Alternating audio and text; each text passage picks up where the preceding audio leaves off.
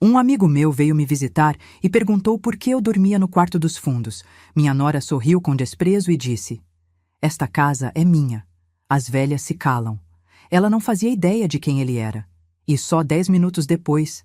Sabe aquele momento em que você percebe que sua vida inteira está prestes a mudar? Pois bem, o meu aconteceu numa terça-feira, 15h37 da tarde, quando a campainha tocou. Eu estava na lavanderia, ou melhor, no que sobrou dela, porque meu quarto agora ficava ali, espremido entre a máquina de lavar e a parede úmida que nunca secava. 2 metros por 3. Uma janela minúscula que mal deixava a luz entrar. O cheiro de mofo grudava na minha pele como uma segunda roupa, daquelas que você não consegue tirar nem lavando 3 vezes. Quando ouvi a voz de Henrique na sala, meu coração deu um salto. Henrique. Fazia 6 meses que eu não via meu velho amigo. 6 meses desde que Ingrid tinha, aos poucos, cortado todos os meus laços com o mundo exterior. "A senhora está muito cansada para receber visitas", ela dizia aos meus amigos na porta. "Ela anda tão confusa ultimamente, melhor não incomodar. Se você ainda não se inscreveu no canal, inscreva-se agora, porque o que vem a seguir vai mexer com cada fibra do seu corpo, e você vai querer acompanhar até o final." Saí da lavanderia devagar. Minhas articulações doíam, não só pela idade, mas porque aquele colchão fino, daqueles de espuma barata, estava destruindo minha coluna. Eulália, que durante 40 anos dormia em cama king size com colchão ortopédico importado, agora acordava com dores que subiam da lombar até o pescoço. Quando cheguei à sala de estar, minha sala, que Arthur e eu decoramos tijolo por tijolo ao longo de 4 décadas, a cena me cortou como vidro. Ingrid estava sentada na minha poltrona vitoriana. Aquela poltrona de veludo verde esmeralda que pertenceu à minha avó, trazida de navio lá de Portugal em 1932. Ela estava com as pernas cruzadas, unhas vermelhas batucando no braço da poltrona, sorriso de quem é dona de tudo. Henrique estava de pé, terno cinza impecável, pasta de couro italiano na mão. Seus olhos, aqueles olhos castanhos inteligentes que eu conhecia havia 40 anos, passearam pela sala. Ele viu tudo. As manchas no tapete persa que ninguém mais limpava. O retrato de casamento meu e do Arthur, que antes ficava na parede principal e agora estava jogado num canto, virado para a parede. As almofadas bordadas à mão pela minha mãe, amarrotadas e sujas. E então ele me viu, magra demais.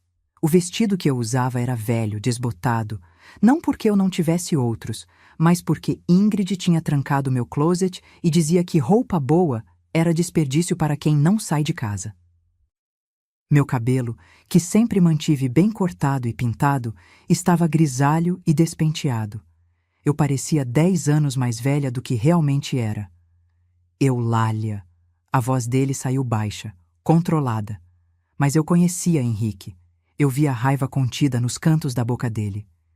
"Que bom ver você." Antes que eu pudesse responder, Ingrid se levantou.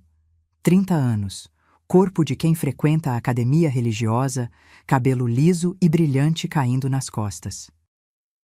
Ela usava um vestido caríssimo, comprado com meu dinheiro, percebi depois, e tinha aquele ar de dona da casa que me fazia sentir uma intrusa na minha própria vida. "Henrique, que surpresa!" ela disse, voz melosa, falsa. "Não sabia que você estava na cidade." "Cheguei ontem de Paris," ele respondeu, olhos fixos nela. "Achei que vinha visitar minha velha amiga. Mas me diga, Ingrid." Ele fez uma pausa, olhando ao redor. "Por que Eulália está dormindo no quarto dos fundos?" O silêncio que caiu na sala foi pesado como chumbo. Caio, meu filho, estava sentado no sofá, meu sofá, onde Arthur e eu assistíamos filmes aos domingos. Ele baixou os olhos. Não me defendeu. Não disse nada. Apenas afundou no assento como quem quer desaparecer. Ingrid, porém, sorriu. Aquele sorriso que eu tinha aprendido a odiar. Um sorriso que não chegava aos olhos. "Henrique", ela disse cruzando os braços. Você entende, né? Idosos precisam de cuidados especiais, e aquele quarto é mais adequado, mais próximo do banheiro de serviço, mais prático para a rotina dela. Ela fez uma pausa, e então soltou as palavras que ficariam gravadas na minha memória para sempre. Esta casa é minha agora. E as velhas? Bem, as velhas precisam entender seu lugar e se calar. Eu senti como se tivessem enfiado uma faca no meu peito. Não pela primeira vez. Ingrid já tinha me humilhado de várias formas nos últimos meses. Mas dizer aquilo na frente de Henrique, na frente de uma testemunha de fora, mostrava o quanto ela se sentia segura, intocável. O que ela não sabia é que Henrique não era apenas um amigo qualquer. Ele era advogado tributarista, sócio fundador de um dos maiores escritórios de advocacia do Brasil. Um homem que tinha dedicado 50 anos da vida a desmontar esquemas de fraude, apropriação indébita e manipulação financeira. E mais importante, ele tinha sido o melhor amigo do meu marido. Arthur confiava nele mais do que em qualquer outra pessoa no mundo. Henrique não mudou a expressão. Apenas abriu a pasta de couro devagar, com aquela calma cirúrgica de quem já viu o pior da natureza humana e não se surpreende mais. Entendo perfeitamente, ele disse, voz baixa, perigosamente calma. Aliás, Ingrid, há algumas coisas que precisamos discutir. Posso ver esse quarto dos fundos? Ingrid hesitou. Por um segundo, apenas um segundo, vi o medo passar pelos olhos dela. Mas ela era boa em esconder, boa em mentir. Claro, ela disse sorrindo novamente. Mas é bem simples, viu? Nada demais. Henrique olhou para mim. E naquele olhar eu vi tudo. Eu vi que ele sabia. Que ele tinha vindo preparado. Que os próximos 10 minutos iriam mudar tudo. Porque Henrique não tinha vindo me visitar por acaso. Ele tinha vindo cumprir uma promessa que fez ao meu marido 3 anos atrás, 2 meses antes de Arthur morrer. E Ingrid estava prestes a descobrir que tinha acabado de declarar guerra à pessoa errada. Mas antes que eu soubesse o que Henrique guardava naquela pasta, eu precisava entender como tinha chegado até ali. Como uma mulher de 68 anos, que construiu uma vida inteira, tinha sido reduzida a uma sombra no próprio lar. Deixa eu te contar como se apaga uma pessoa aos poucos.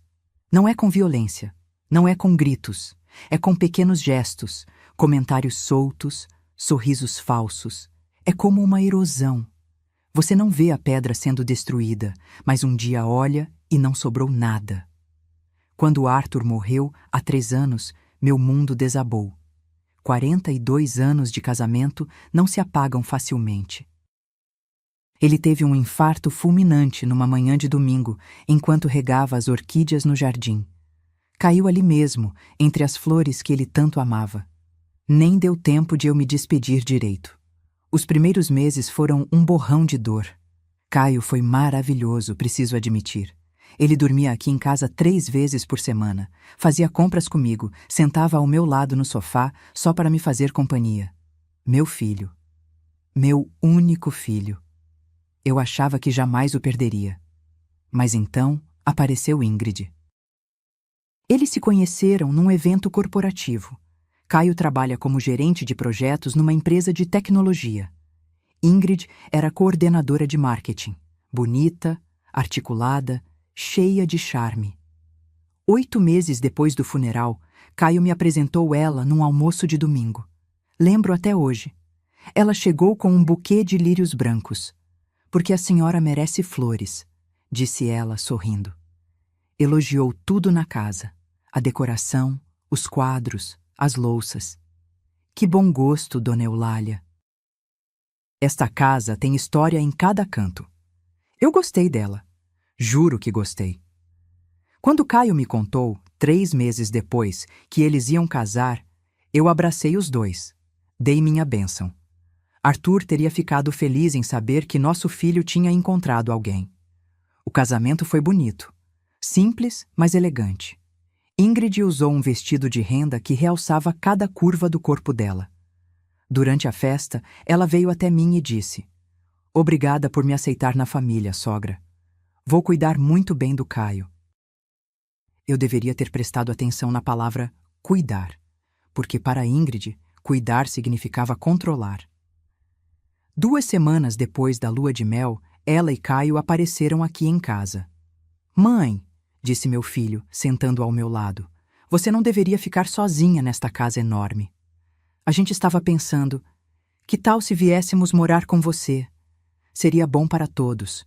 Você teria companhia e nós economizaríamos um aluguel. Parecia razoável. Parecia carinho. Parecia uma solução perfeita para a solidão que me sufocava. Eu disse sim. Esse foi o meu erro. O erro que custaria minha dignidade. No começo foi sutil. Ingrid reorganizou a cozinha para ficar mais funcional. Trocou alguns móveis da sala porque estavam velhos demais. Pendurou quadros novos para modernizar. Eu deixei. Afinal, ela era a nora. E eu estava tentando ser uma sogra legal, não aquelas sogras controladoras que todo mundo detesta. Mas então, os comentários começaram. Sogra, essa blusa está um pouco antiquada, não acha? Que tal a gente dar uma renovada no seu guarda-roupa? Nossa, dona Eulália, a senhora ainda usa essas panelas? Elas são tão pesadas. Vou comprar umas novas, antiaderentes. Esse tapete persa é lindo, mas será que não está na hora de limpar? Está com um cheiro meio de mofo. Cada comentário era uma agulhada, pequena, quase imperceptível, mas doía. 3 meses depois que eles se mudaram, eu notei que meus amigos pararam de vir. Márcia, minha amiga de 40 anos, ligou certa tarde perguntando se eu estava bem. Eulália, tentei te visitar 2 vezes essa semana, mas Ingrid disse que você estava indisposta. Está tudo bem? Eu não estava indisposta. Eu nem sabia que Márcia tinha vindo. Confrontei Ingrid. Ela sorriu, tranquila. Ah, sogra, desculpa. É que você tira tantas sonecas durante o dia. Achei melhor não incomodar. E além do mais, a casa anda tão bagunçada com as obras, fica até constrangedor receber visitas, não acha? Que obras? Eu não tinha autorizado obra nenhuma. Mas quando subi para meu quarto, a suíte master que Arthur e eu compartilhamos por décadas, encontrei a porta trancada. Ah, isso! Ingrid surgiu atrás de mim, chaves tilintando na mão. A gente está fazendo uma reforminha no banheiro. Infiltração, sabe como é. Enquanto isso, a senhora pode usar o quarto de hóspedes. O quarto de hóspedes era menor, bem menor, mas eu concordei. Era temporário, pensei. Só que temporário virou 1 mês, depois 2, depois 3, e minhas coisas começaram a sumir. Primeiro foram as porcelanas chinesas da minha mãe. 18 peças raríssimas, pintadas à mão, que ela tinha colecionado durante a vida inteira. Estavam na cristaleira da sala de jantar havia 20 anos. Um dia, a cristaleira estava vazia. Ingrid, cadê as porcelanas? Ah, sogra, coloquei num lugar seguro. Sabe como é? Com a reforma, pode quebrar. Depois eu devolvo. Ela nunca devolveu. Depois foi o broche de safira. Aquele que minha mãe me deu no leito de morte, segurando minha mão, os olhos já opacos. Cuida dele, Eulália. É o único. Sumiu do meu porta-joias. Ingrid, você viu meu broche? Que broche, sogra? Ah, aquele azul? Nossa, não, deve estar por aí. A senhora anda tão esquecida ultimamente. Eu não estava esquecida. Eu nunca estive esquecida. Mas Ingrid começou a plantar essa semente na cabeça de todo mundo. Coitada da dona Eulália, está ficando tão confusa. Outro dia, ela me perguntou 3 vezes a mesma coisa. Acho que é a idade, né? Normal. Caio começou a me olhar diferente, com pena, com aquela preocupação que você tem com alguém que está perdendo as faculdades. E o pior, ele acreditou nela. Quando a reforma do quarto acabou, porque sim, tinha uma reforma real, 35 mil reais saíram da minha conta sem eu autorizar. Ingrid me disse sorrindo. Sogra, ficou tão lindo. Vou te mostrar. Ela abriu a porta da suíte master. Meu quarto. O quarto onde eu tinha dormido com Arthur por décadas, onde meus filhos foram concebidos, onde eu chorei a morte do meu marido. Estava completamente diferente. Ela tinha pintado as paredes de cinza chumbo, trocado todo o mobiliário. A cama era nova, moderna, estofada. O guarda-roupa embutido tinha portas espelhadas. O banheiro estava reformado com mármore Carrara e acabamentos dourados. Estava lindo, estava caro, e não tinha nada meu ali. Onde estão minhas coisas? Minha voz saiu tremendo. Ah, aqueles móveis velhos? Doei, sogra. Estavam tão gastos, mas olha que maravilha ficou. Ela tinha doado. A cama onde meu marido morreu. O guarda-roupa que meu pai me deu de presente de casamento. A penteadeira vitoriana que pertenceu à minha avó. Tudo. Sumiu, sem minha permissão. E quando tentei falar com Caio, ele me abraçou, paternalista. Mãe, entendo que é difícil aceitar mudanças, mas Ingrid só quer o melhor. Aqueles móveis estavam velhos mesmo. A casa precisa se modernizar. Não era sobre móveis, era sobre memória. Era sobre respeito, era sobre quem eu era. E mãe, ele continuou, voz baixa. Você pode continuar no quarto de hóspedes. Está confortável lá, não está? O quarto de hóspedes estava ficando pequeno demais, porque 2 semanas depois, Ingrid me disse que eles precisavam daquele quarto para montar um escritório. Caio ia trabalhar de casa algumas vezes, precisava de espaço. A senhora pode ficar no quartinho dos fundos por enquanto. É só até a gente se organizar melhor. O quartinho dos fundos. Aquele buraco de 2 metros por 3, ao lado da lavanderia, com cheiro de umidade e uma janelinha que mal ventilava. E foi ali que eu fui parar, com minhas roupas em caixas de papelão, com um colchão fino de espuma, com uma luminária de cabeceira que piscava e ameaçava apagar a qualquer momento. 6 meses. Foram só 6 meses desde que eles se mudaram até eu virar uma prisioneira na minha própria casa. 6 meses para eu perder meu espaço, minhas coisas, minha dignidade. 6 meses para descobrir que a nora gentil era, na verdade, uma manipuladora brilhante. E o pior ainda estava por vir.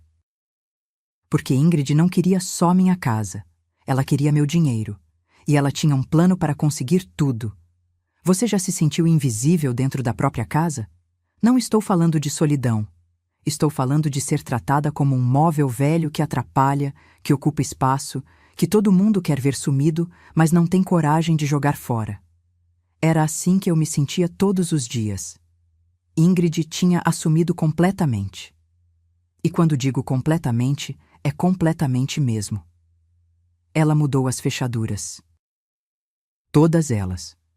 Descobri numa manhã de quinta-feira quando tentei sair pela porta da frente para regar as orquídeas do jardim, as mesmas que Arthur plantou, as últimas coisas vivas que restavam dele naquela casa. A chave não entrou. Tentei de novo. Nada. Ingrid, a fechadura está com problema, chamei. Ela apareceu da cozinha secando as mãos num pano de prato. Meu pano de prato, aquele com bordado de girassóis que minha irmã fez antes de morrer. Ah, esqueci de te avisar, sogra. Trocamos as fechaduras ontem, por segurança, sabe? Anda tendo muito assalto no bairro. Não tinha assalto nenhum. A gente morava num condomínio fechado com segurança 24 horas. E minha chave? Ah, só eu e o Caio temos. É mais seguro assim. Se você precisar sair, é só me avisar que eu abro. Precisar pedir permissão para sair da minha própria casa. Deixa isso afundar um pouco. Mas o pior não eram as fechaduras. O pior era ver Ingrid usando minhas coisas como se fossem dela. Como se ela tivesse construído aquela vida. Como se cada objeto não tivesse uma história, uma memória, um pedaço de mim. A baixela de prata, por exemplo. 128 peças que minha avó trouxe de Portugal em 1932. Cada talher, cada prato, cada travessa tinha uma marca, um peso, uma alma. Eu usei aquela baixela no meu casamento, nas bodas de prata, no aniversário de 80 anos da minha mãe. Ingrid usava para jantar com as amigas dela. Toda sexta-feira, ela organizava jantares, chamava 5, 6 amigas, mulheres da idade dela, cheias de botox, unhas feitas, roupas de marca. Elas chegavam rindo alto, com suas bolsas caras e seus perfumes enjoativos que tomavam conta da casa inteira. E Ingrid servia em meus pratos, meus cristais, meus talheres de prata. Eu ficava trancada no quartinho dos fundos. Podia ouvir as risadas, o tilintar das taças, a música alta. Era como se eu não existisse. Como se minha presença fosse um constrangimento que precisava ser escondido. Uma vez, eu ousei sair. Estava com sede, queria apenas um copo de água. Atravessei o corredor, entrei na cozinha. As amigas de Ingrid estavam ali, sentadas ao redor da mesa de jantar.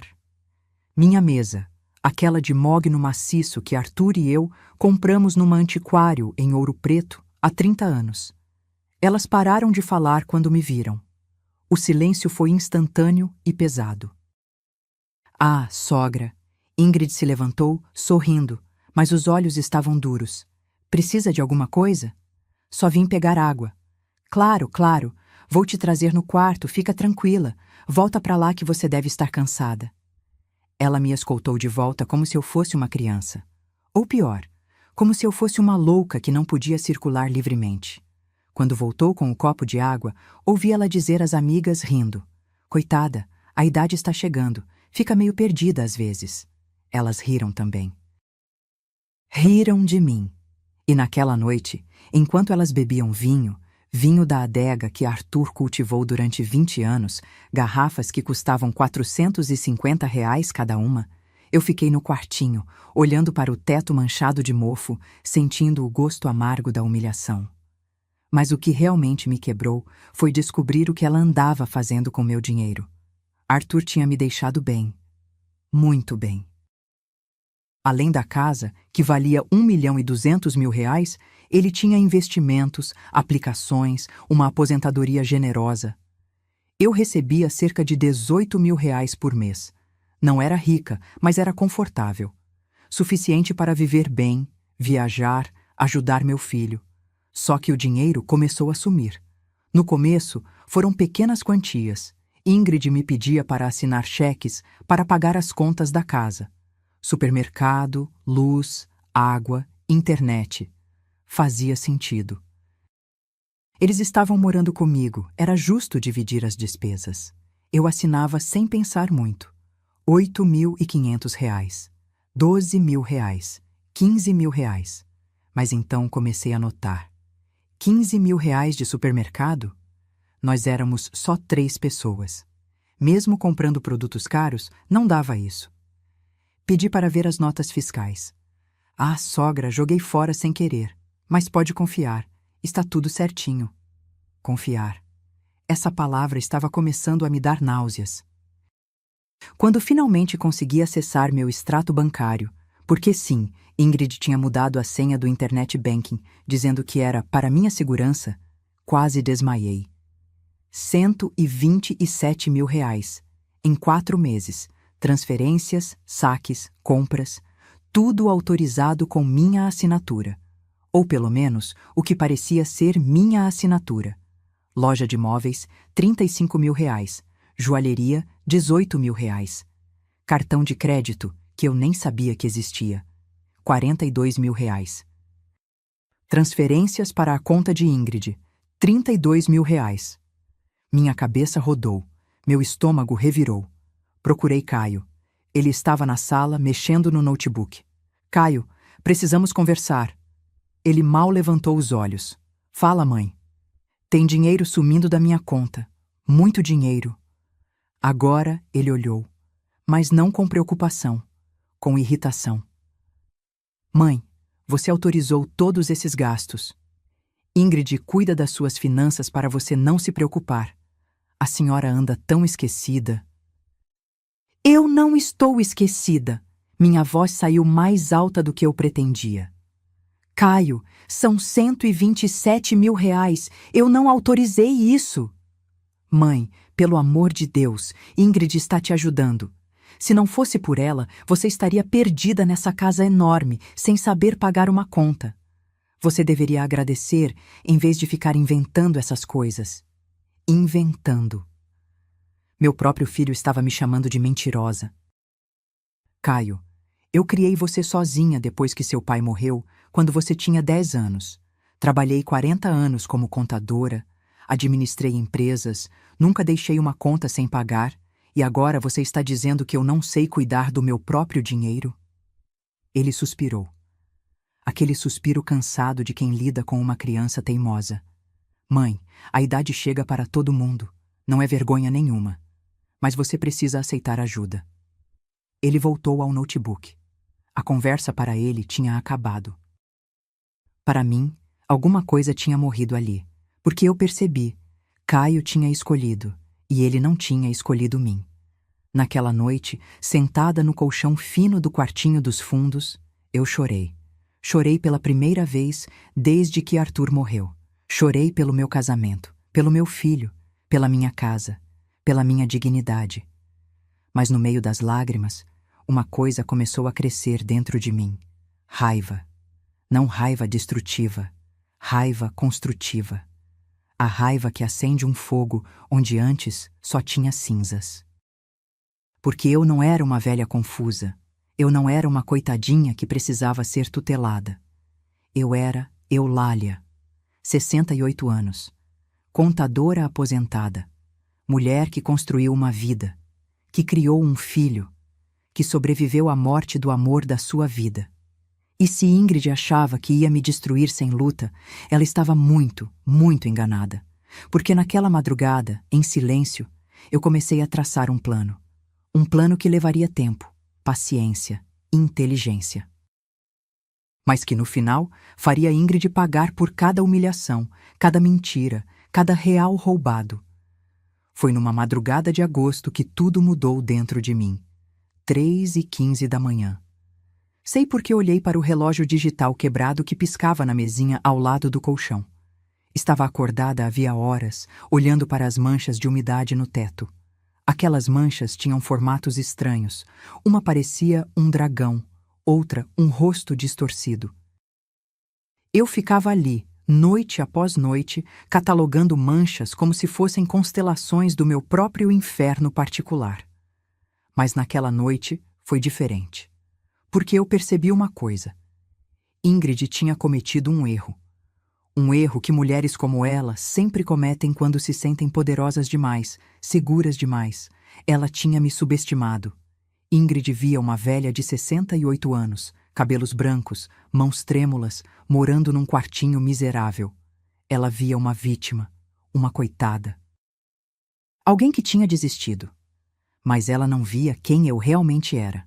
Eulália Mendes Carvalho, formada em Ciências Contábeis pela Universidade Federal do Rio de Janeiro em 1976.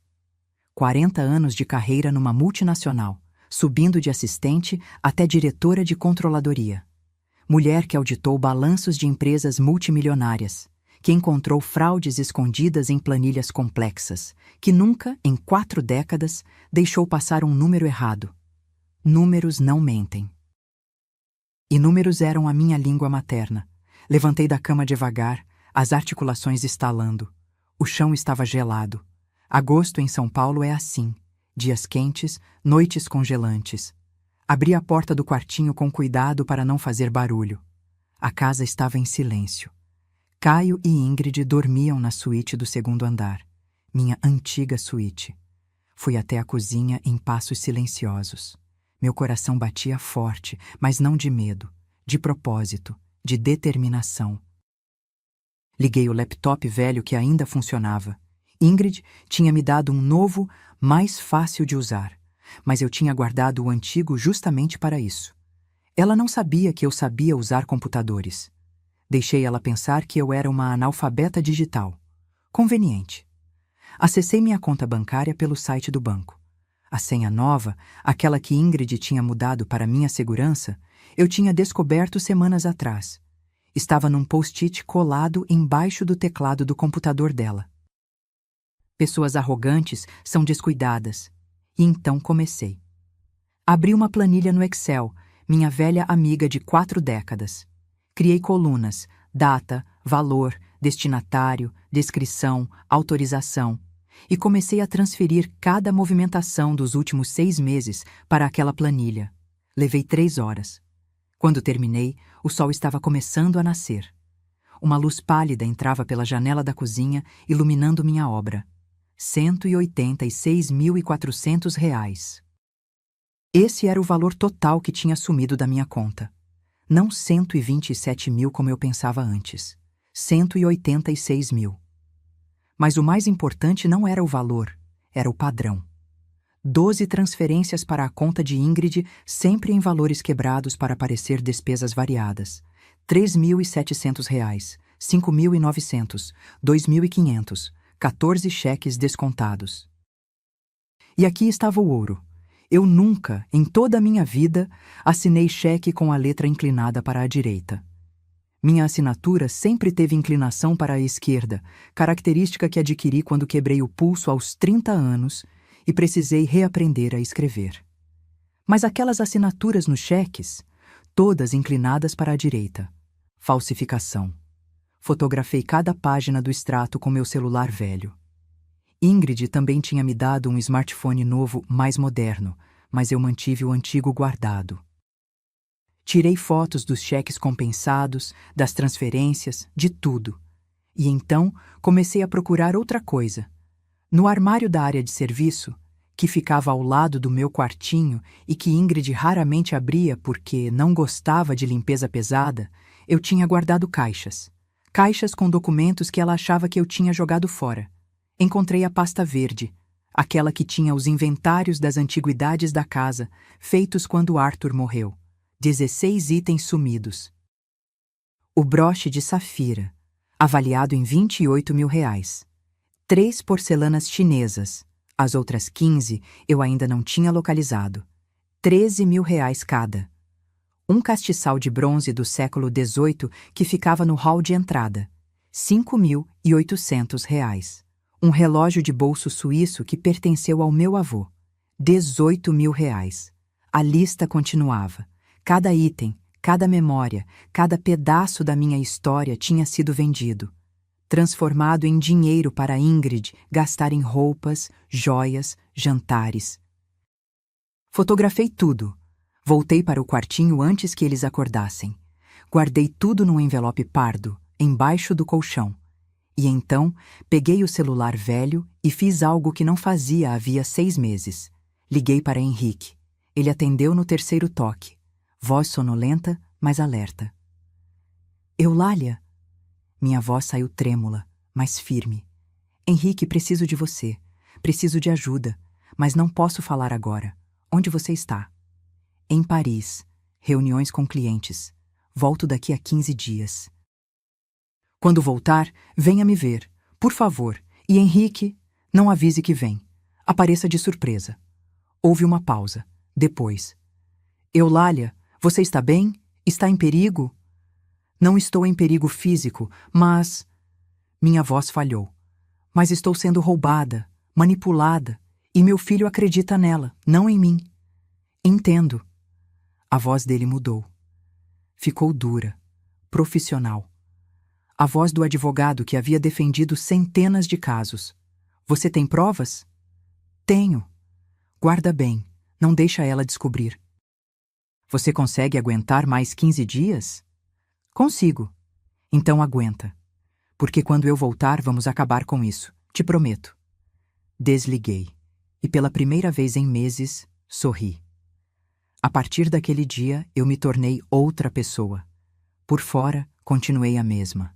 A velhinha confusa, esquecida, que vivia no quartinho dos fundos. Eu até exagerei.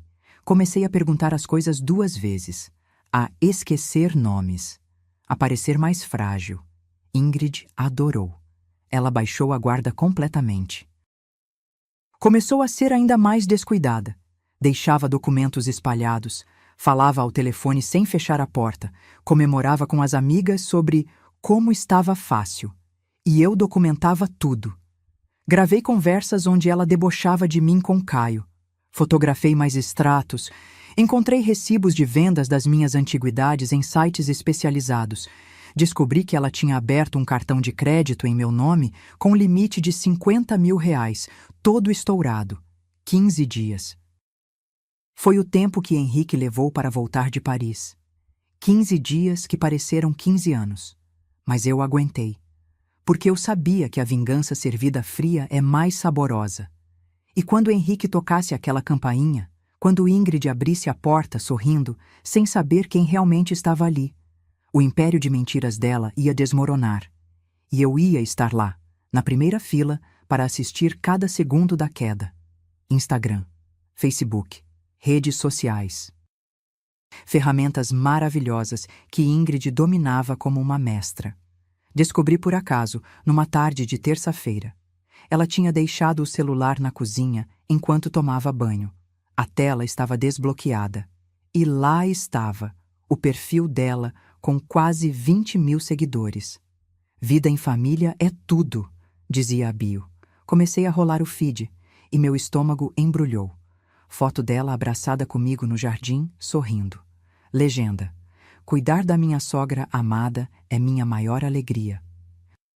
Família é tudo. Amor de família. Respeito aos idosos, como nora abençoada. 3.000 curtidas, centenas de comentários. Que linda! Sogra de sorte, exemplo de família. Deus te abençoe por cuidar dela. Eu lembrava daquele dia. Lembrava porque tinha passado fome. Era Dia das Mães, 12 de maio. Ingrid tinha preparado um almoço especial.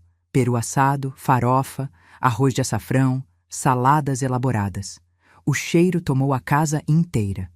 Meu estômago roncou a manhã toda. Mas ninguém me chamou para comer. Fiquei no quartinho esperando. 1h da tarde.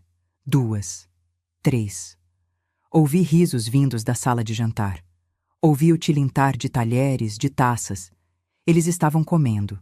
Ingrid, Caio e mais 4 pessoas que eu não conhecia. Amigos deles. Às 4 da tarde, com tanta fome que estava tonta, saí do quarto. Fui até a cozinha. A mesa estava sendo desmontada. Ingrid guardava as sobras em potes. Ah, sogra. Desculpa. Achei que você estava dormindo. A gente te chamou, mas você não respondeu. Mentira. Ninguém tinha me chamado. Eu tinha ficado acordada o tempo todo, justamente esperando. Ainda tem comida? Minha voz saiu pequena. Odiava ter que pedir. Ah, só sobrou um pouquinho de farofa e salada. Mas serve, né? Deixa eu te fazer um prato. Ela me serviu num prato de plástico, daqueles descartáveis que se usa em piquenique. 2 colheres de farofa fria, 3 folhas de alface murchas, um pedaço minúsculo de peru, mais osso que carne. As sobras. Sobras do meu próprio dinheiro, da minha própria casa, no Dia das Mães. E 30 minutos depois, ela postou aquela foto. Nós 2 sorrindo no jardim. Ela tinha me pedido: vem, sogra, vamos tirar uma foto linda. Eu fui, porque parte de mim ainda queria acreditar que existia algo ali, algum resquício de humanidade. A foto estava perfeita. O sorriso dela, genuíno. O meu, cansado, mas presente. Ninguém veria a fome. Ninguém saberia da humilhação. Mas o que realmente me destruiu foi descobrir o que ela estava fazendo com minhas coisas. Comecei a procurar na internet. Sites de antiquários, marketplaces, leilões. Usei descrições dos itens que tinham sumido. E encontrei. O castiçal de bronze. Século XVIII. Trabalho português em relevo. Vendido 3 semanas atrás por R$ 2.800 num site chamado Relíquias do Passado. O vendedor? Usuário Ingrid Antiques. Ela nem tinha se dado ao trabalho de disfarçar o nome. Continuei procurando. Uma porcelana chinesa da minha mãe. R$ 3.500. Outra, 3.200. Um conjunto de 6 xícaras de porcelana inglesa que minha avó trouxe de Londres em 1940, vendidas por R$ 5.000. Cada item tinha uma foto. Algumas tiradas aqui mesmo, na minha sala. Eu reconhecia a parede ao fundo, o carpete. Ela estava vendendo minha história. Pedaço por pedaço. transformando memórias em dinheiro. E o pior, nos anúncios, ela descrevia tudo como herança de família, peças raras, antiguidades valiosas. Ela sabia exatamente o que estava vendendo, sabia o valor. Não era ignorância, era roubo calculado. Fotografei cada anúncio, salvei os links, documentei tudo no meu arquivo secreto. Mas foi numa quinta-feira que consegui a peça mais importante do quebra-cabeça. Ingrid estava no jardim, falando ao telefone. A porta da cozinha estava entreaberta. Eu estava lavando louça. Sim, porque mesmo morando num quartinho, eu ainda era obrigada a ajudar nas tarefas domésticas. E ouvi: "Não, mãe, relaxa, está tudo sob controle." A voz dela estava animada. A velha não suspeita de nada, completamente manipulada. Peguei meu celular tremendo, abri o gravador, apertei o botão vermelho. "Quanto tempo ainda?" Era a voz de outra mulher, provavelmente a mãe de Ingrid. "Ah, sei lá, ela tem 68. Pode viver mais uns 10, 15 anos. Mas não importa. Assim que ela morrer, esta casa vale mais de 1 milhão. Já consultei 3 imobiliárias. E tem os investimentos dela também. Deve ter uns 400 mil aplicados." Silêncio. Depois: "Mas e o Caio? Ele não vai querer vender?" Ingrid riu. Uma risada baixa, maldosa. "Mãe, o Caio faz o que eu quero. Ele acredita em tudo que eu falo. Já convenci ele que a mãe está com princípio de demência. Quando ela morrer, vamos vender tudo, dividir o dinheiro e finalmente viver nossa vida." Sem essa velha chata me enchendo o saco. Minha mão tremia tanto que quase derrubei o celular, mas continuei gravando. E se ela descobrir alguma coisa? Descobrir o quê? Ela mal sabe usar celular. Vive trancada naquele quartinho, sem contato com ninguém. Eu cortei todos os amigos dela. Ninguém vem visitar. Ela está completamente isolada. É a vítima perfeita. Vítima perfeita. Essas palavras ecoaram na minha cabeça como um tiro. "Além do mais," Ingrid continuou, voz cheia de veneno, "já consegui quase 200 mil dela. Mais uns meses e limpo o resto. Quando ela perceber, se perceber, já vai estar tudo na minha conta. E aí? O que ela vai fazer? Processar o próprio filho? Nunca." A ligação acabou. Ingrid voltou para dentro assobiando. Eu fiquei ali, parada, celular na mão, gravação salva. 200 mil. Ela tinha roubado 200 mil. Mais do que eu tinha calculado. Mas agora eu tinha a confissão. Na voz dela, clara. Irrefutável. Subi para o quartinho com as pernas bambas. Tranquei a porta por dentro. A única coisa que Ingrid ainda me permitia fazer. Sentei na cama e chorei. Mas não chorei de tristeza. Chorei de raiva, de indignação, de uma fúria tão profunda que parecia queimar por dentro. Porque agora eu tinha tudo. Documentos, fotos, planilhas, gravações. E em 8 dias, Henrique voltaria de Paris. 8 dias para o castelo de mentiras de Ingrid desmoronar.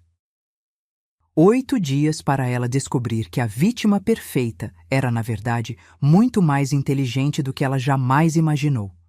E quando aquela campainha tocasse, quando Henrique entrasse pela porta com sua pasta de couro e seus olhos de advogado implacável, Ingrid ia aprender uma lição que nunca, jamais esqueceria. Terça-feira. 15h37. Eu sei porque olhei para o relógio do micro-ondas da lavanderia quando ouvi o som. Um som que mudaria tudo. A campainha. Meu coração disparou. Henrique tinha me mandado mensagem de texto 1 hora antes. Uma mensagem curta, objetiva. "Chego às 15h30. Não responda esta mensagem." Fiquei no quartinho, sentada na beirada do colchão fino, esperando. Minhas mãos suavam. 8 dias de preparação. 8 dias revisando cada documento, cada foto, cada gravação. Tudo guardado num envelope pardo que escondi dentro do forro rasgado do colchão. Ouvi passos apressados. Salto alto no piso de madeira. Ingrid indo atender. Respirei fundo. Levantei. Alicei o vestido. Um vestido bege desbotado que já tinha sido bonito uns 5 anos atrás. Passei a mão no cabelo. Queria estar apresentável.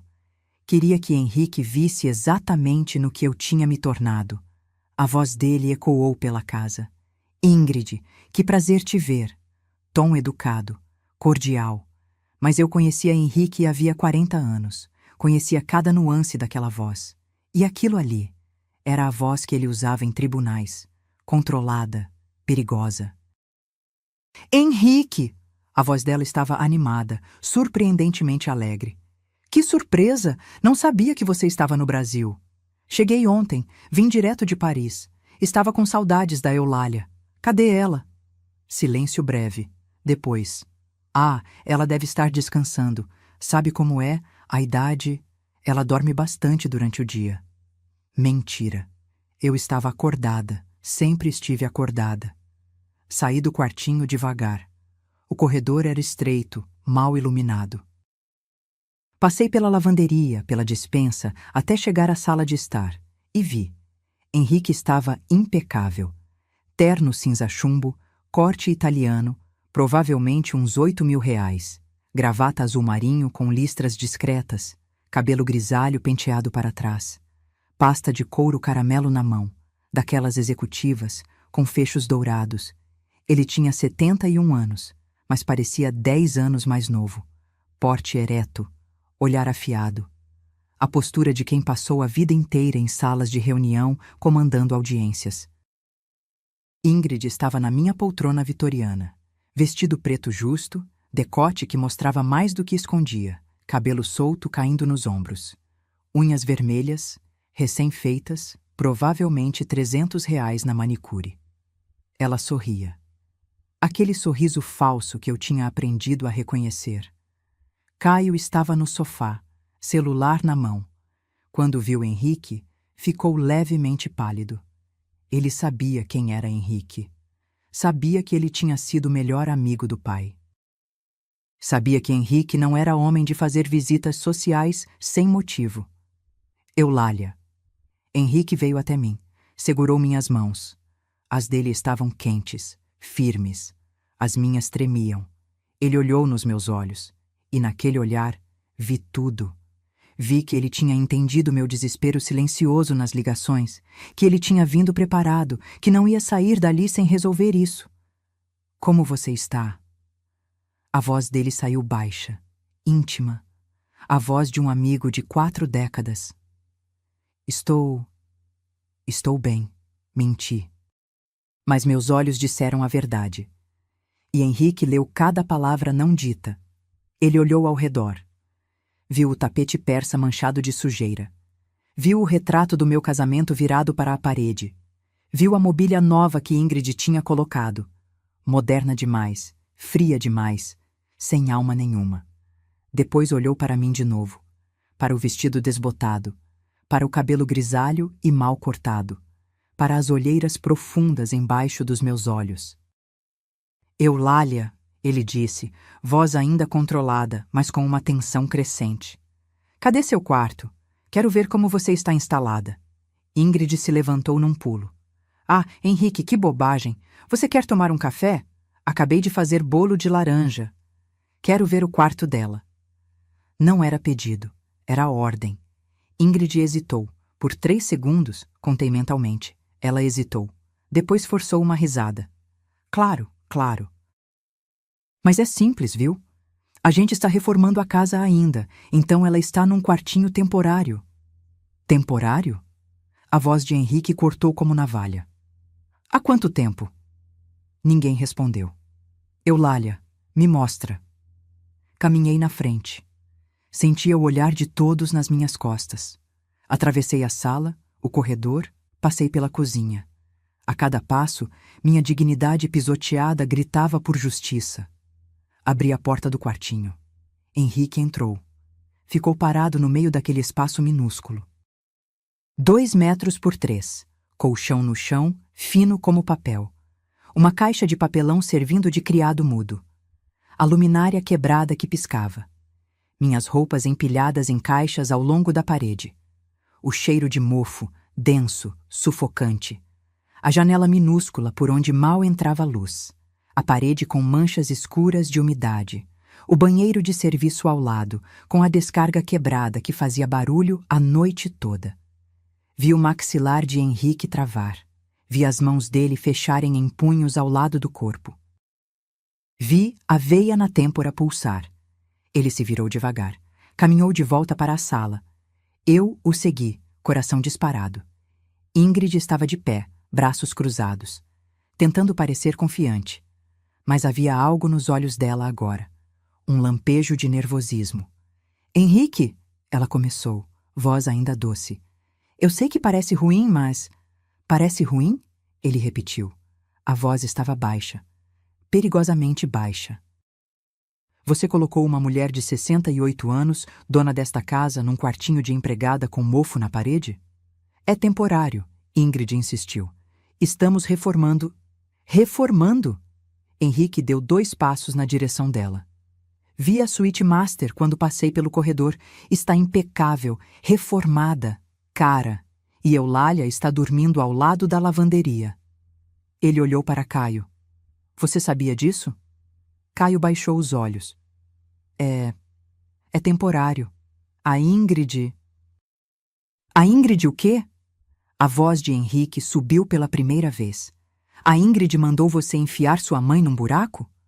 O silêncio foi absoluto. E então Ingrid cometeu o erro fatal. Ela sorriu, daquele jeito desdenhoso, superior, e disse as palavras que selaram seu destino. Henrique, com todo o respeito, mas você está exagerando. Esta casa é minha agora. O Caio é meu marido, e nós decidimos o que é melhor. E as velhas... Ela fez uma pausa, olhando para mim com desprezo puro. As velhas precisam entender seu lugar e se calar. O ar saiu da sala. Henrique ficou parado, apenas olhando para ela. E então, muito lentamente, ele sorriu. Não foi um sorriso amigável. Foi o sorriso de um predador que acabou de ver a presa cometer um erro mortal. Ele abriu a pasta de couro, tirou 3 documentos e disse, voz calma como água parada antes da tempestade. Ingrid, há algumas coisas que você precisa saber. E acho que os próximos 10 minutos vão ser muito educativos. E naquele momento, observando Henrique abrir a primeira página, vendo o pânico começar a rachar a máscara de confiança de Ingrid, eu soube. A guerra tinha acabado. E eu tinha vencido. Henrique colocou os 3 documentos sobre a mesa de centro. Aquela mesa de vidro que Ingrid tinha comprado com meu dinheiro, R$ 6.000 numa loja de decoração nos Jardins. Ele não se apressou. Cada movimento era calculado, deliberado. Como um maestro regendo uma sinfonia, ele sabia exatamente quando cada nota deveria soar. Antes de começar, ele disse, voz profissional, preciso que saibam que há 2 testemunhas do lado de fora, um oficial de justiça e uma escrevente. Vou pedir que entrem agora. Ele abriu a porta da frente. 2 homens entraram. Um de terno escuro, pasta preta debaixo do braço. O oficial. Uma mulher de uns 40 anos, óculos quadrados, tablet na mão, a escrevente. Boa tarde, disse o oficial. Estamos aqui como testemunhas oficiais deste ato. Ingrid ficou branca. Toda aquela confiança, aquele ar de superioridade, começou a rachar como porcelana fina sendo esmagada. Testemunhas de quê? Ela perguntou. A voz saiu fina, aguda. O que está acontecendo? Está acontecendo, Henrique respondeu, pegando o primeiro documento. Que a senhora Eulália Mendes Carvalho, aqui presente, outorgou-me uma procuração há exatamente 17 dias. Procuração com poderes específicos e irrevogáveis pelo prazo de 5 anos para representar todos os seus interesses legais, financeiros e patrimoniais. Ele mostrou o documento. Papel timbrado de cartório, selos, assinaturas, reconhecimento de firma. Isso é mentira. Ingrid explodiu. Ela não fez isso. Ela nem sabe o que é uma procuração. Henrique olhou para ela com aquela calma irritante de quem já venceu. A senhora tem razão em um ponto, Ingrid. Eulália é muito inteligente. Tanto que conseguiu me enviar, mesmo vigiada, dezenas de documentos, fotos, extratos bancários, gravações. Ele fez uma pausa. Inclusive uma gravação muito interessante de uma conversa sua com sua mãe. Quer que eu toque aqui, na frente de todos? Silêncio mortal. O rosto de Ingrid passou de branco para vermelho. Suas mãos tremiam. Caio se levantou do sofá. Mãe, que história é essa de procuração? Por que você não me contou? Olhei para meu filho. E pela primeira vez em meses, minha voz saiu firme, forte. A voz da mulher que eu era antes de ser quebrada. Porque você escolheu acreditar nela em vez de mim, Caio. Porque quando te disse que dinheiro estava sumindo, você me chamou de confusa. Porque quando te mostrei que eu estava dormindo num buraco, você disse que era temporário. Você não merecia saber. Ele abriu a boca. Fechou. Não tinha resposta. Henrique continuou. Documento número 2. Ele desdobrou uma folha com tabelas, números, destacadores coloridos. Perícia grafotécnica. Contratei um dos melhores peritos do país. Ele analisou 14 cheques emitidos da conta da senhora Eulália nos últimos 6 meses. Total, R$ 83.600. Ele apontou para as assinaturas ampliadas na folha. Todas essas assinaturas são falsas. A inclinação está errada. A pressão da caneta é diferente. Os loops das letras não correspondem. Eulália nunca assinou esses cheques. Mas ela me deu autorização, Ingrid gaguejou. Ela pediu para eu assinar porque estava com artrite. Artrite? Henrique arqueou uma sobrancelha. Interessante, porque os laudos médicos da senhora Eulália, que também estão aqui, não mostram nenhuma artrite incapacitante. Na verdade, ela está em perfeita saúde cognitiva e física para sua idade. Ele pegou o terceiro documento. E este era grosso, grampeado, oficial. Boletim de ocorrência número 47728-2024, registrado ontem na Delegacia Especializada em Crimes contra o Idoso. A senhora Ingrid Tavares Costa está sendo formalmente acusada de apropriação indébita qualificada, falsificação de documentos, estelionato e cárcere privado. Ingrid cambaleou. Literalmente cambaleou, segurando na parede. Cárcere privado? Ela repetiu, voz esganiçada. Isso é loucura! Ela mora aqui! Ela é livre! Livre. Henrique virou para ela como um leão. Você trocou as fechaduras e ela precisa pedir permissão para sair. Você a isolou de todos os amigos. Você a trancou num quartinho imundo. Você controlou cada movimento dela.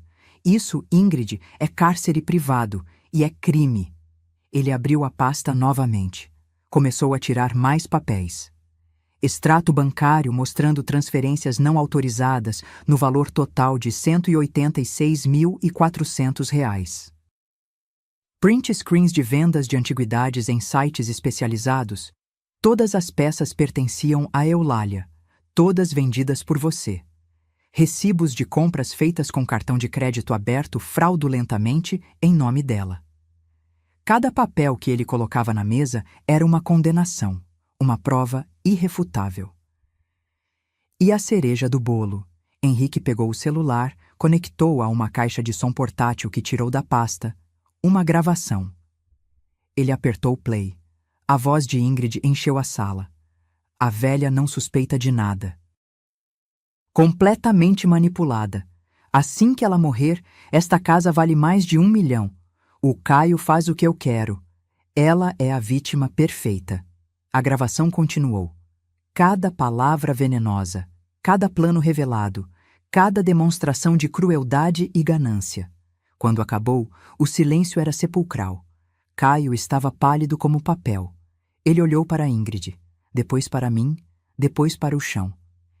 Ingrid, a voz dele saiu rouca. Me diz que isso não é verdade. Me diz que é mentira. Ela abriu a boca, fechou. Abriu de novo, e então fez a única coisa que manipuladores fazem quando são encurralados. Tentou virar a vítima. Caio, meu amor, você não entende. Eu fiz tudo isso por nós. Sua mãe estava doente. Eu estava tentando proteger nosso futuro. Proteger? A voz dele explodiu. Você roubou minha mãe. Você a colocou num quartinho de empregada. Você me usou. Ele afundou no sofá, cabeça nas mãos. Henrique olhou para o oficial de justiça. Acenou com a cabeça. O oficial pegou o celular. Discou. Falou baixo. Pode vir. Está confirmado. Virei para Henrique. O que vai acontecer agora? Ele me olhou. E pela primeira vez sorriu. Um sorriso genuíno. Orgulhoso. Agora, Eulália, você recupera sua vida. E ela... Ele olhou para Ingrid com desprezo absoluto. Ela vai aprender que roubar idosos tem consequências muito, muito sérias. A campainha tocou.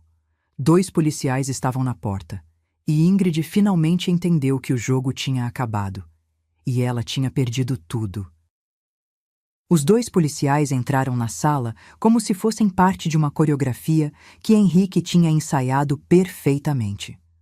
Uma policial mulher, baixa, cabelo preso em coque apertado, expressão profissional.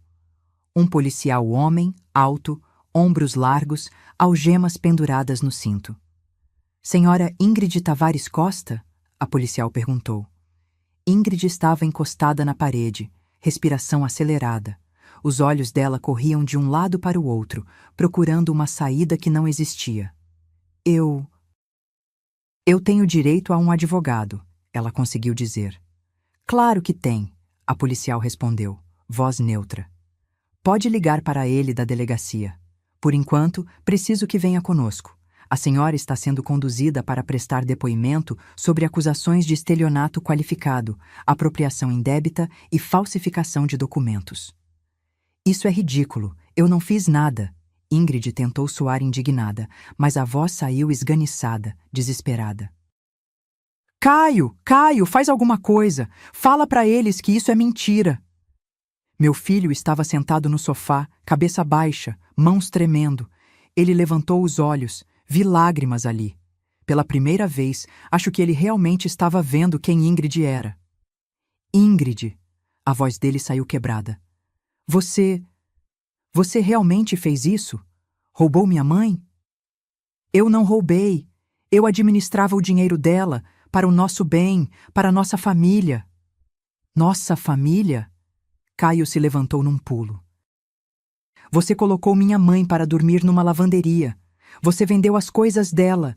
Você me fez acreditar que ela estava doente. A máscara de Ingrid finalmente caiu. E o que apareceu embaixo era puro veneno. Ah, é? E você acha que foi difícil te manipular, Caio? Ela cuspiu as palavras. Bastou eu chorar 2 vezes e dizer que sua mãe estava confusa e você acreditou em tudo. Você é fraco. Sempre foi. O tapa que ela deu nele, não fisicamente, mas emocionalmente, foi brutal. Vi meu filho recuar como se tivesse levado um soco. Senhora, vamos ter que pedir que nos acompanhe, o policial disse, dando um passo à frente. Ingrid tentou correr. Tentou realmente correr para o corredor. Mas a policial foi mais rápida. Segurou o braço dela com firmeza profissional. Não resista. Vai ser pior para a senhora. Me solta. Seus incompetentes. Vocês não sabem quem eu sou. As algemas fizeram um clique metálico ao redor dos pulsos dela. E naquele som, tão final, tão definitivo, algo dentro de mim se quebrou. Não de tristeza, de alívio. 45 anos de humilhação. 6 meses de inferno. Tudo resumido naquele clique. Enquanto levavam Ingrid, ela gritava. Gritava que era injustiça, que eu era uma velha louca, que Henrique tinha me manipulado, que isso não ia ficar assim. A vizinhança tinha saído para ver. Dona Marta do número 23, com o cachorrinho dela. Seu Pedro, que morava na esquina, sempre tão educado. A família jovem do número 19, com as 2 crianças pequenas. Todos viram Ingrid sendo colocada na viatura, algemas nos pulsos, gritando feito louca. E eu senti vergonha. Não de mim, mas de ter deixado chegar a esse ponto, de ter permitido que minha vida virasse esse espetáculo público. Henrique colocou a mão no meu ombro. Respira, Eulália. Acabou. Mas não tinha acabado. Ainda tinha muito pela frente. Quando as viaturas partiram, sirenes desligadas, mas com a humilhação completa de Ingrid sendo levada em plena luz do dia, Caio se virou para mim. Mãe! A voz dele quebrou. Mãe, eu não sabia. Eu juro que não sabia. Olhei para ele. Meu filho. Meu único filho. Que eu carreguei, criei, amei incondicionalmente por 36 anos. Você não quis saber, Caio. É diferente. Mas ela me enganou. Ela te enganou porque você permitiu. Cortei. Minha voz estava firme agora. Firme e cansada. Quantas vezes eu te disse que dinheiro estava sumindo? Quantas vezes eu reclamei do quartinho? Quantas vezes você me viu magra, triste, apagada e escolheu acreditar nela em vez de mim? Ele não respondeu, porque não havia resposta. Henrique abriu a pasta novamente. Caio, você não foi preso hoje, mas precisa saber que também foi intimado a depor.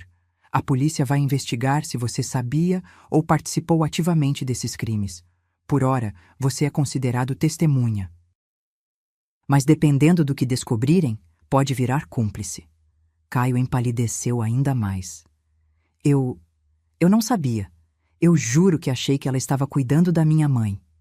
Então você foi incompetente, Henrique respondeu, brutal.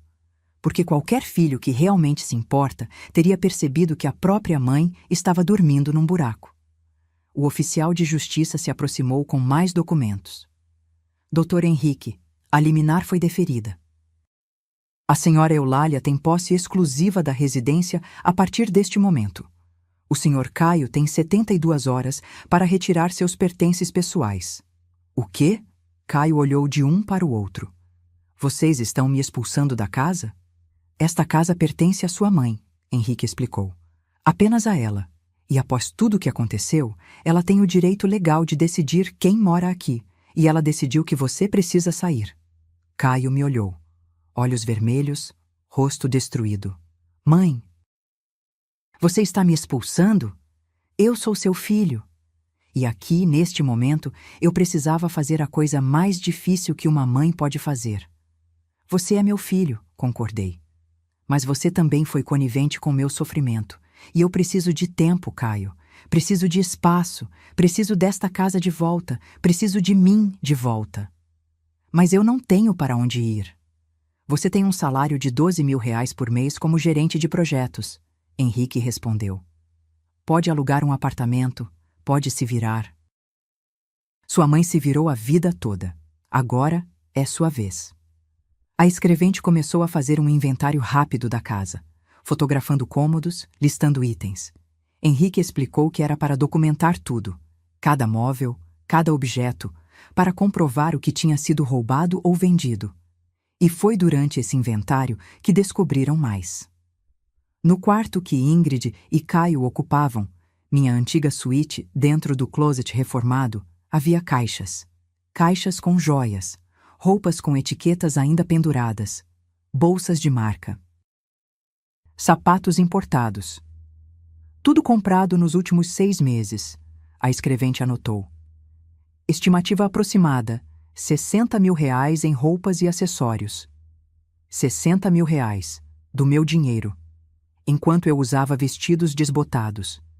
Encontraram também documentos, contratos que Ingrid tinha forjado tentando colocar a casa em nome dela e Caio. Conversas impressas com imobiliárias sobre vender a propriedade da sogra quando ela morrer. Planilhas. Sim, planilhas, onde ela calculava quanto ainda poderia roubar antes de eu descobrir ou morrer. Era tão calculado, tão friamente planejado. Não foi impulso, não foi erro, foi crime premeditado. Quando o sol começou a se pôr, a casa finalmente ficou vazia. Caio tinha saído, não sem antes tentar me abraçar, o que eu recusei. O oficial e a escrevente foram embora com pilhas de documentos. Ficamos só eu e Henrique. Ele preparou chá. na minha própria cozinha, com meu próprio bule. E me sentou à mesa, minha mesa de mogno de ouro preto. Acabou, Eulália.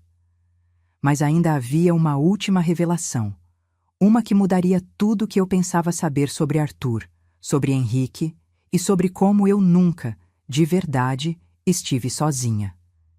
Henrique colocou a xícara de chá na minha frente, camomila com mel, exatamente como Arthur costumava fazer quando eu tinha um dia difícil. Você lembra? Perguntei, voz rouca de tanto não chorar.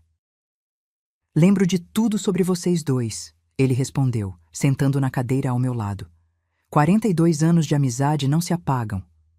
Ele tomou um gole do próprio chá. Ficou em silêncio por um momento, apenas olhando pela janela da cozinha. Lá fora, as orquídeas de Arthur balançavam com o vento da tarde. Eulália, ele finalmente disse, tem uma coisa que preciso te dar. Deveria ter dado antes, mas achei que o momento certo seria depois de tudo acabar. Ele abriu a pasta de couro pela última vez.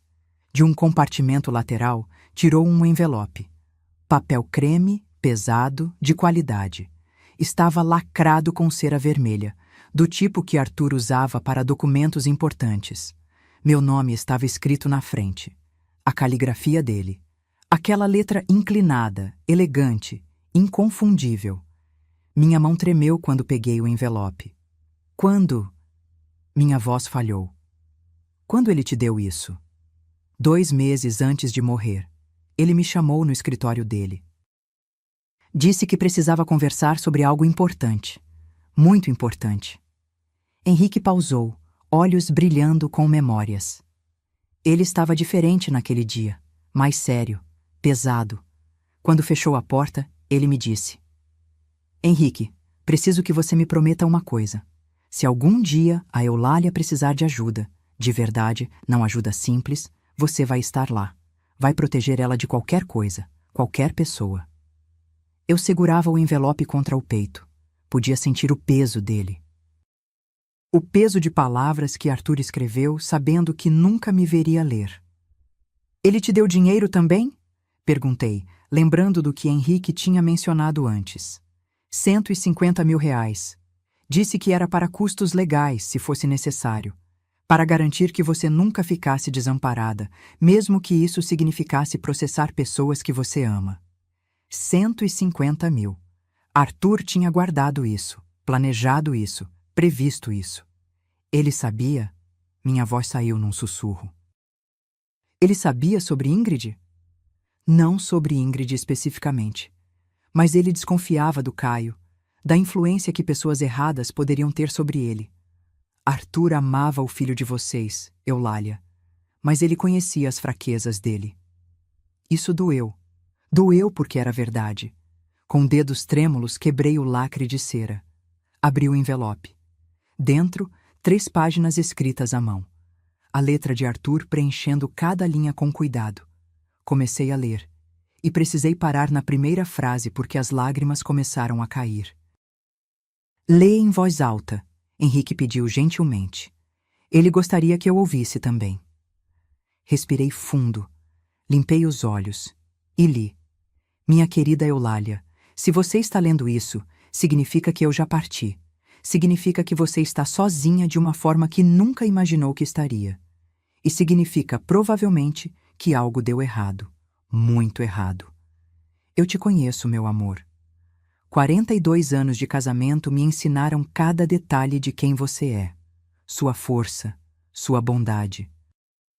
Mas também sua dificuldade em impor limites quando se trata de pessoas que você ama. Por isso deixo esta carta com Henrique. Porque sei que se chegou ao ponto de você precisar dele, é porque você tentou resolver sozinha e não conseguiu. É porque provavelmente te feriram. Te usaram. Te fizeram sentir pequena. E eu não posso permitir isso. Mesmo morto, não posso permitir que alguém destrua a mulher que construiu uma vida comigo. Desconfio do Caio. Sei que isso é duro de ler. Sei que você vai querer defender nosso filho, mas eu vi coisas, Eulália. Vi como ele é influenciável, como ele busca aprovação em lugares errados, Como ele pode ser manipulado por pessoas que sabem exatamente quais botões apertar. Não estou dizendo que ele é mau. Estou dizendo que ele é fraco. E pessoas fracas, quando se casam com pessoas erradas, fazem escolhas terríveis. Por isso deixei Henrique como seu guardião. Ele tem poderes para agir se você precisar. Tem recursos. Tem meu total apoio e confiança. Não hesite em usar essa proteção. Não tenha pena. Não sinta culpa. Você merece dignidade. Você merece respeito. Você merece viver os anos que te restam em paz, na casa que construímos, cercada de memórias boas, não de dor. Se Caio te decepcionou, perdoe-o eventualmente. Mas não antes de ele aprender. Não antes de ele entender o que fez. Perdão sem consequência não ensina nada. E sobre a casa, nunca deixe alguém tirar ela de você. Cada tijolo foi colocado com nosso suor. Cada móvel escolhido com nosso gosto. Aquelas orquídeas no jardim foram plantadas com minhas próprias mãos, pensando em te ver regá-las por anos depois que eu me fosse. Continue regando elas, meu amor. Continue vivendo nessa casa. Continue sendo a Eulália forte que conheci aos 24 anos, que me enfrentou quando eu estava errado, que construiu uma empresa junto comigo, que nunca baixou a cabeça para ninguém. Henrique vai cuidar de você. Confie nele como eu confiei a vida toda. E se você está lendo isso chorando, que eu sei que está, saiba que eu te amo. Sempre amei. Desde o dia que te vi naquela festa de formatura, de vestido verde, rindo daquele jeito que iluminava o salão inteiro, você foi meu maior acerto, minha melhor escolha, meu porto seguro. Agora seja isso para você mesma, com todo o meu amor, ontem, hoje e sempre, Arthur.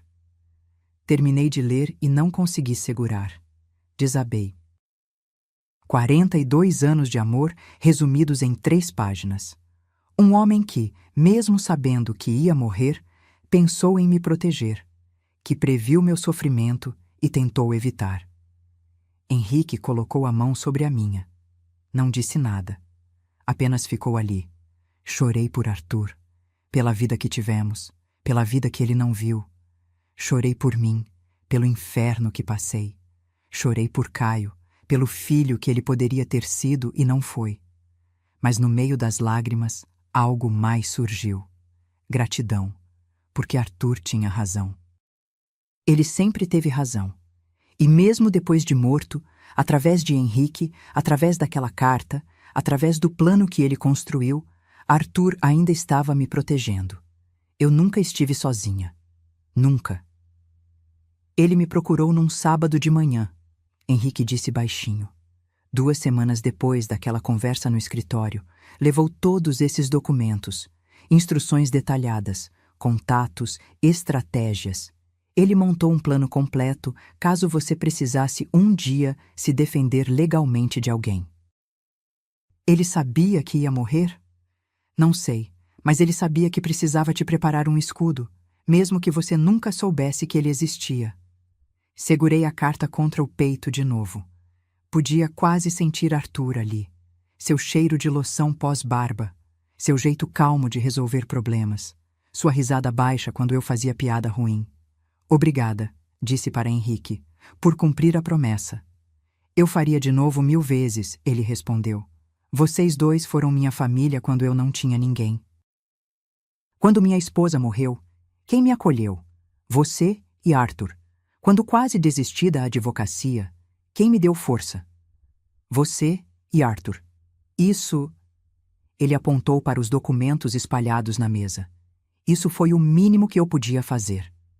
Ficamos sentados ali, na cozinha que Arthur e eu reformamos juntos há 15 anos, bebendo chá enquanto o sol se punha completamente. E pela primeira vez em 6 meses, eu me senti em casa, de verdade em casa. Mas ainda havia um caminho pela frente. Recuperar não era só sobre justiça legal, era sobre reconstruir, reaprender a viver e decidir o que fazer com os cacos de uma relação mãe-filho que tinha sido estilhaçada. 3 meses depois. Sentei na varanda da casa, minha casa, com uma xícara de café e o jornal da manhã. Novembro tinha chegado com aquele calor gostoso de São Paulo, o tipo de manhã em que o céu fica azul sem nenhuma nuvem. As orquídeas de Arthur estavam floridas, roxas, brancas, amarelas.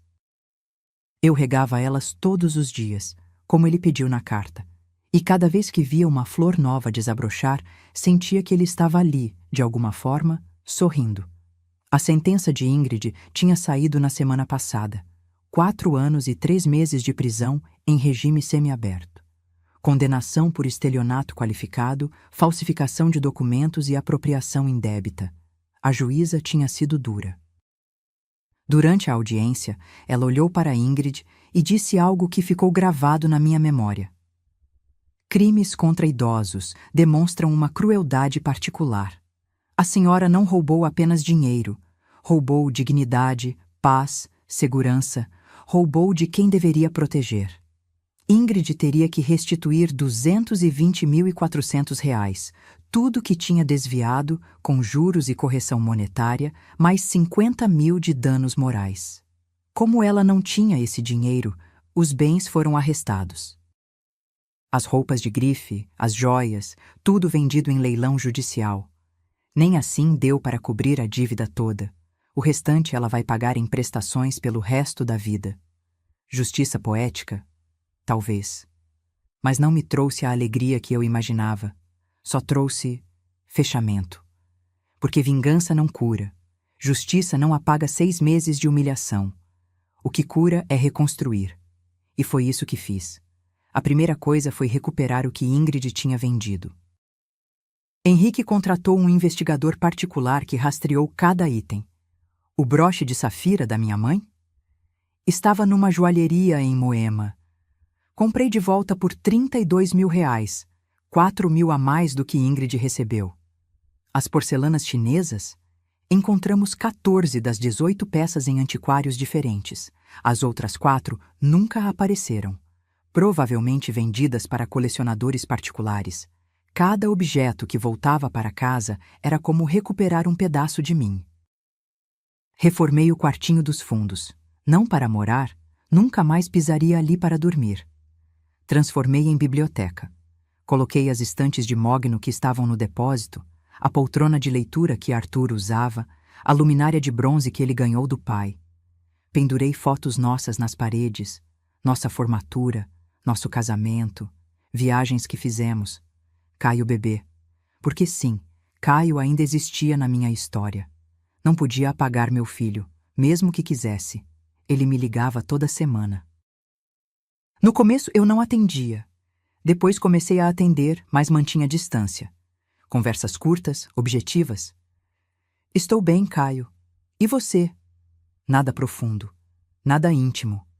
Ele tinha se divorciado de Ingrid 2 semanas depois da prisão. Alugado um apartamento pequeno em Perdizes. Começado terapia. Ele me contou isso numa das ligações, voz embargada.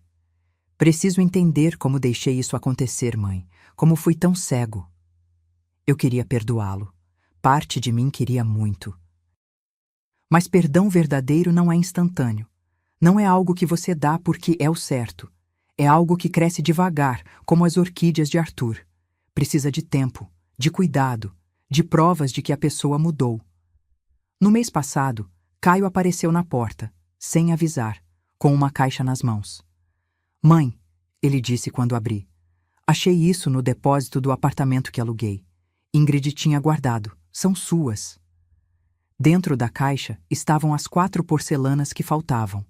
As que nunca encontramos. Ela tinha escondido, provavelmente para vender depois. Caio entregou a caixa e ficou ali, na porta, sem pedir para entrar. Eu sei que não mereço seu perdão, ele disse.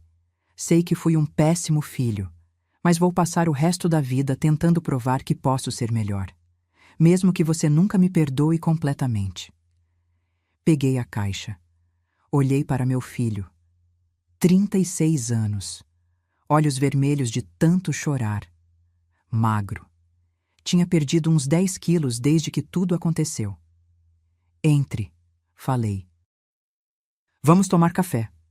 Não foi reconciliação completa, mas foi um começo. Hoje em dia, ele vem almoçar aqui aos domingos. Trazemos comida pronta. Nenhum de nós tem ânimo para cozinhar grandes refeições ainda. Comemos, conversamos. Sobre trabalho, sobre bobagens. Nunca sobre Ingrid. Nunca sobre aqueles 6 meses. Ainda dói. Ainda vai doer por muito tempo. Mas estamos tentando. Voltei a ver meus amigos. Márcia vem aqui 2 vezes por semana para jogarmos buraco. Henrique almoça comigo toda sexta-feira. Virou tradição. Entrei num grupo de apoio para idosos vítimas de abuso familiar. Ajudo outras pessoas que passaram pelo que passei. Conto minha história. Mostro que é possível reconstruir.